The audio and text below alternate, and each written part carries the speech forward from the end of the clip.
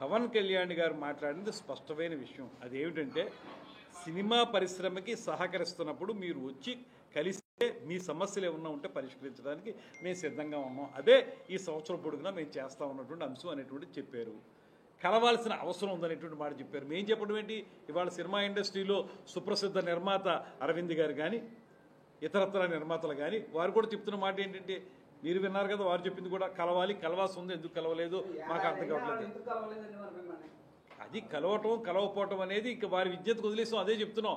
అలా కలవలేదని ఏనాడైనా మేము సినిమా పరిశ్రమకు వ్యతిరేకంగా నిర్ణయాలు తీసుకున్నామా? మీరు ఒక మాట ఆలోచించండి. వెంటనే వారందరికీ కూడా ఒక మీటింగ్ పెట్టి మీకు సహకరిస్తాం, మా సినిమాటోగ్రఫీ మంత్రి మీకు సహకరిస్తాడనేటువంటి మాట చెప్పారు. తర్వాత నేను సినిమాటోగ్రఫీ మంత్రిగా వారందరికీ ఒక లేఖ రాశాను. మనందరం కూర్చుని మీ సమస్య ఉంటే పరిష్కరిద్దాం అన్నటువంటి లేఖ ఛాంబర్ వారికి వాళ్ళందరికీ కూడా రాయడం జరిగింది. అదేవిధంగా మరో మాట చెప్తున్నాం, ఇవాళ ఒక కొత్త పాలసీని తీసుకురావడానికి కూడా ఈ ప్రభుత్వం సిద్ధంగా ఉంది. ప్రతిసారి మీరు ఎవరుంటే ఆ ప్రభుత్వం ఉంటే వాళ్ళ దగ్గరికి వెళ్ళి దేహి అని అడగక్కర్లేదు.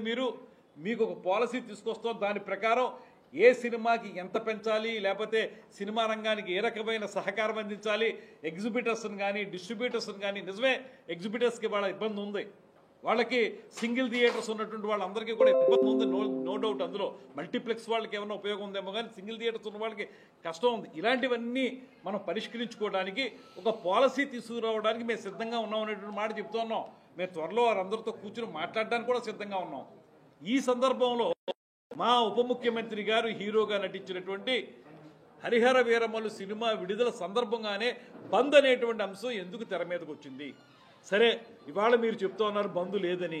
అసలు మీరు ఈ మాటని ఆ టాపిక్ బయటకు వచ్చినప్పుడు ఏదైతే మీకు సోషల్ మీడియాలో కానీ మీడియాలో కానీ అది సర్క్యులేట్ అవుతూ ఉందో ఆ సమయంలోనే ఎందుకు స్పందించి ఆ ఛాంబర్ వారు ఆ మాట చెప్పలేదు? చెప్పుండాలి కదా, ఆ మాట చెప్పుంటే ఈ సమస్య వచ్చే ఉత్పన్నం ఏమి ఉండేది కాదు కదా. మీరు ఇప్పుడు తీసుకున్న నిర్ణయమే అప్పుడు చేస్తుండొచ్చు కదా.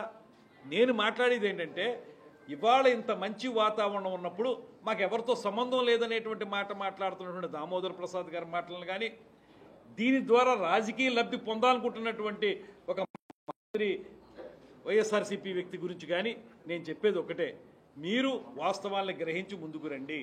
ఇవాల్టి వరకు ఏనాడైనా ఏ సినిమాకి సంబంధించి అయినా సరే మీకే చిన్న ఇబ్బంది అయినా కల్పించామా మేము?